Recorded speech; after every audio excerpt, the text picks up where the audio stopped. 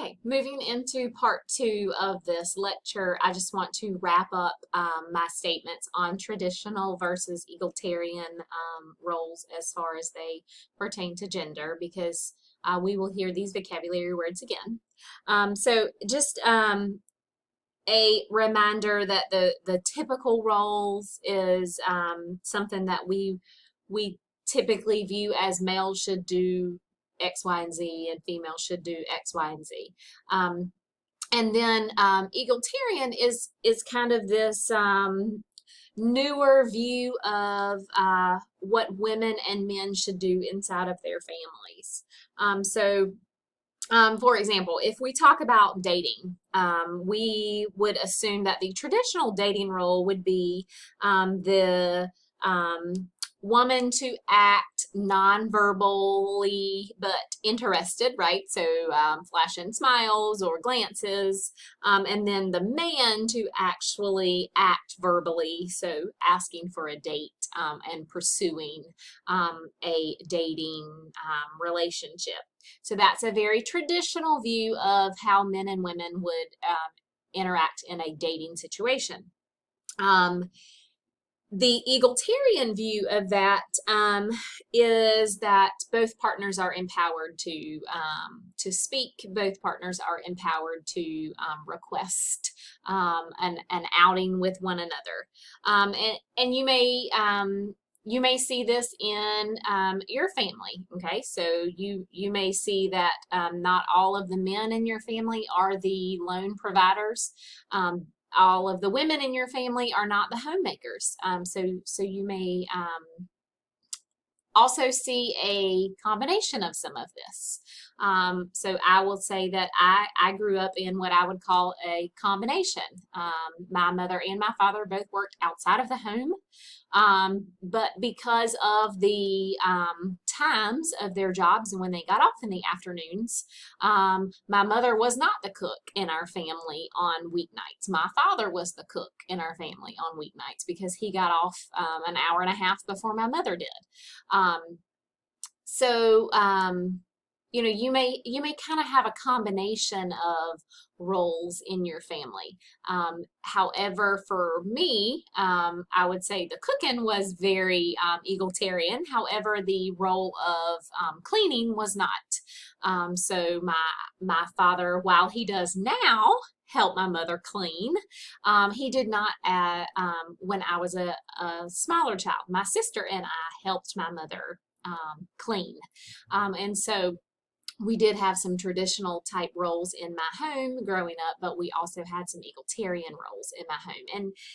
And most of the time, you're going to experience some sort of hybrid of traditional and egalitarian.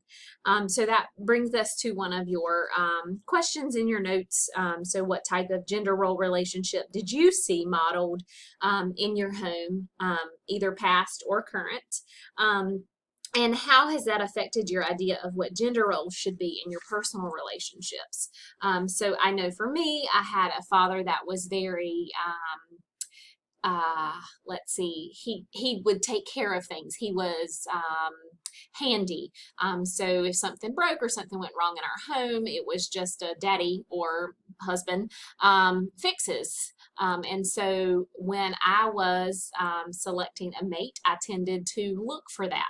I tended to look for the male that was handy. And like I've shared before, I ended up marrying a farmer, and he fixes everything that breaks in our home. And so think about that in that response. Did you in your views of looking for a mate, are you kind of modeling what happened in your home as a child, or are you going against the grain and going in a completely different way? And if you are, what do you think are the causes of that?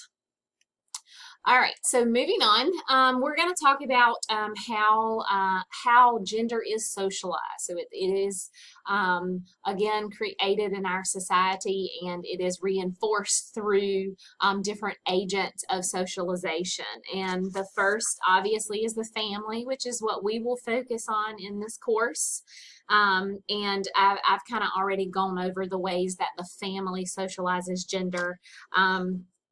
you know, another example would be maybe toy selection. So, grandmas and grandpas and aunts and uncles and moms and dads typically are going to purchase maybe baby dolls and Barbies and things like that for a female child within the family. Whereas if it is a male child, it is, you know, trucks and cars and balls and things like that. So even as a family unit, we socialize gender, even if we're not intending to, we still do. Race is another avenue that socializes gender. So, for example, there is an example in the book that talks about how the African American race socializes gender through their view of women.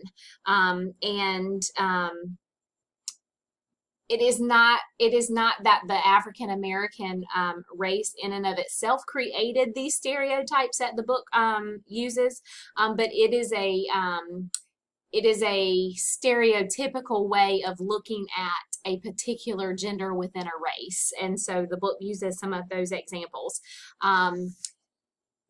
We also see that in religion. So the views of the outline, like Mormon religion, we have stereotypical views of what males do in that type of religion. And so it is, again, not necessarily the race or the religion that socializes or creates that stereotypical view. It is more of the outsiders looking in that create that stereotypical view.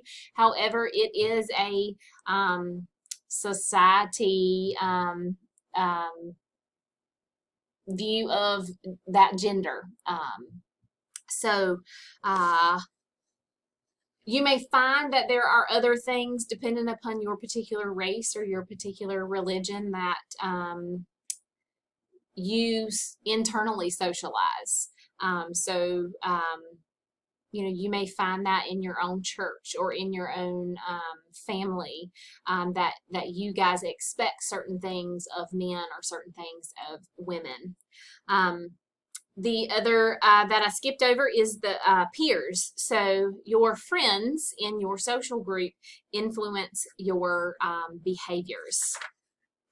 And that may be just through, you know, kidding and playing. You know, if you are a male and you show up in a pink shirt, your other male friends may pick on you about the color of your shirt. And so that is a way that gender is socialized through your peers. Not saying that you would take offense to that, or not saying that that would change your actions. It's just a way that the influence of peers affect the socialization of gender. The educational system socializes gender as well, and that kind of ties into the economy socializing gender. So in education, you know, we tend to, especially in young children, teach a little bit different. Typically, boys are allowed to be a little more rowdy in a classroom than a female student. We also look at career path, very, very gendered biased. And that kind of bleeds over into the economy as well. So there are male dominated as well as female dominated occupations. But you know, there is a lot of the gender stereotypical things being fought against right now. So we see campaigns for more females in the STEM careers. And so there is work being done there to kind of curb that occupational segregation between men and women. And then the last thing that I will address that socializes gender is probably my least favorite thing ever, which is mass media. It is it's a good thing, but it's also a bad thing. I feel like mass media especially puts stereotypes out there of men and women, and it's incorrect and maybe has a lot of psychological effects on people. Also, mass media is where you can go to find, you know, all sorts of things on all sorts of sides, and it's very hard for people to distinguish between the truth. And so I think that The female body type is probably the worst thing that has come out of mass media in regards to socializing gender, because it has in turn affected how young women feel about their bodies. They see airbrushed pictures and they think, well, I don't look like that and something must be wrong with me. So that is another way that gender is socialized within society. All right, and then just to wrap this up here, you know, there are positives and negatives of everything. So everything that we discuss as far as sociology goes and how it relates to the family, there are positives and negatives. There are consequences to both sides. And so we have the next two slides kind of address the female and the male consequences of socializing gender. And I will let you review these two slides. These tables are also in your book for more reading, which you were assigned.